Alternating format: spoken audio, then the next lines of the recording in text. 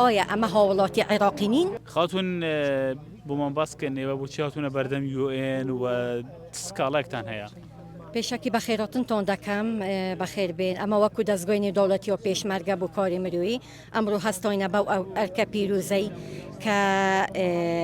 ئەو نۆمای بدەینە نەتەوەی یەکگرتووەکان بۆ ئەو هەندەی ئایا هەتۆکەنگی ئەو زڵمەی قبولەکەن برسیکردنی هاوڵاتی ملەتی کورد یعنی ئایا ئەمە هاوڵاتی عێراقی نین؟ ئەگەمە عێراقی نین بە ئەمەشکاری خۆمان بزانین خۆمان جداکەینەوە لە عێراق. ئەگەر ئەم نامەی ئێوە هیچ کاریگەریەکی نەبوو بەدەنگ نەهاتون ئێوە هیچ ڕێشوێنی تر دەگرێنە بەر؟ بەڵێ بێگومان ئەمەش دەتوانی شەقام بجوڵێنین ئەو کاتی دەتوانی شەقامی حتا لە بەغدا بجوڵێن چکەمە ئۆفیسمان هەیە لە بەغدا لە مووسڵە هەمانە دەتوانی ئەو کاتی شەقام بجوڵێنین و بەس فی سەبیلی ئەو هەندێک ئەو جارە بە ئارامیمان کرد بۆ ئەو هەندەی ئایا بزانین هەتا چەند دێنە سەرخەت ئایا نەتەوەی گرتووەکان هەتا چەند پشتگیری هاوڵاتی کوردستان دەبن ئەگە بزانین ئەوان نەهاتن ئەمەش دەتوانین دوای کاری زیاترمان لە پێشە. وەکو دەستگای نێودەوڵەتی پێشمەرگە بۆ کاری مرۆیی ئەمڕۆ هاتوین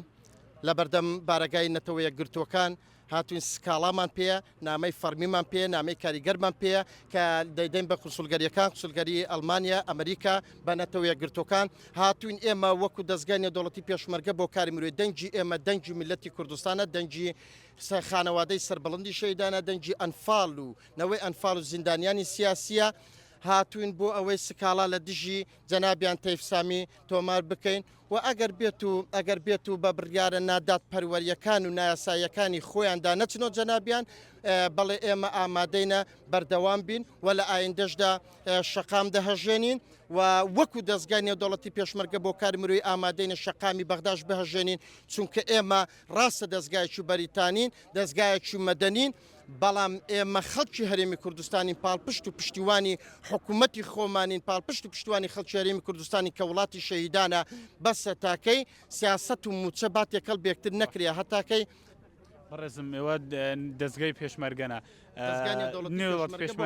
پێشمەرگەشتان لەگەڵ بوو چکە پێشمەرگەش وەک دەبینین چەند مانگێکم موچێ وەرنەگرتوەوە ئێوەش سکاڵاتان بۆ دژی تەیفسامیە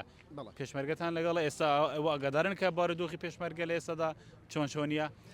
بەڵێ هەڵبەتە نەکتەنها پێشمەرگەیش ئێمە ڕاستە دەستگاکەمان بەناوی پێشمەرگەوە بەڵام ئەو موچە لە تەواوی خەڵکی هەرێمی کوردستان بردراوە دەستگاکە ئێمەش بەناوی پێشمەرگەوە ئەوەی کە دەشبینی بەڵێ بەشێکن لە بەرپرسانی دەستگای ئێمە لە هەرێمی کوردستان و زۆربەشیان کە لەگەڵمانن پێشمەرگەی